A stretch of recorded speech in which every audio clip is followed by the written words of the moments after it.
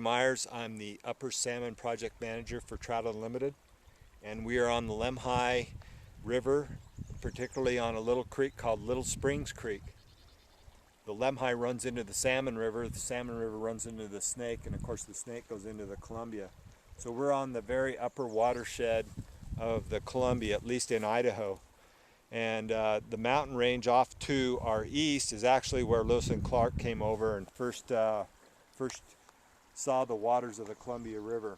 So this creek was heavily impacted for the last 100 years, particularly by cattle grazing. And we've been able to work with a couple of wonderful ranchers, very progressive, forward-looking ranchers that understand the value of wildlife complexity on their ranches. So we were fortunate. Trout Unlimited had great partners. These cold water spring creeks are really valuable for salmon and steelhead rearing because they offer a cold water refuge for the smaller fish to get out of the warmer main part of the river.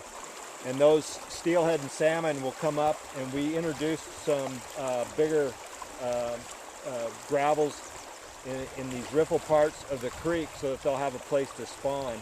There's quite a bit of sedimentation in here from so many years of grazing.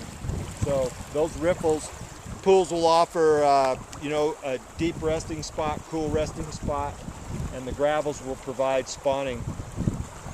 So most of this project was developing riffles, pools, riffles, pools, riffles, pools. This is an example of a double soil lift where we take matting, we plant willows horizontally underneath the matting, and you can see the willows are budding out nicely, but they also catch all this other material and actually slow the current down. All this material collected on the willows all helps. It makes great fish habitat, and in 3 years when we come back here, this will be a nice little grove of willows. One of the many local willow shoots that we put in, these got put in November of last year. Here it is June, and you can see they're leaving out just perfectly. And you can see them on down the stream bank. We probably put 50 or 60 on this particular bank.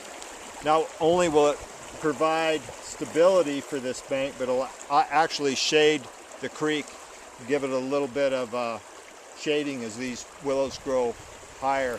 And our point bar over there is working exactly. We're at flood stage for Spring Creek anyway, so we've got water coming over that point bar doing exactly what it's supposed to do. As high water recedes, it'll leave deposits over there and build a natural little point bar. And this part right in front of us will be the deep part of the pool, 3 or 4 feet deep. So the slope, the bottom slope of the creek will continue to get deeper as it hits this bank, which is a great resting area for steelhead and salmon. I'm very happy with the way this is looking, and it's only 6 months old. As part of the Little Springs Restoration Project, we had wonderful support from the East Idaho Snake River Cutthroats. That's a very active group of TU volunteers that come up every year, and one of their specialties is building fence, and I can say that they are some fence building Johnnies. So we built this over 6,000 feet of fence last year. Approximately 30 volunteers got it done in 2 days.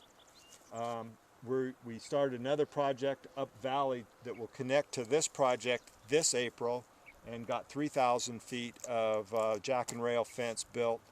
And it took us a few beers and a lot of Advil, but we got a lot of work done.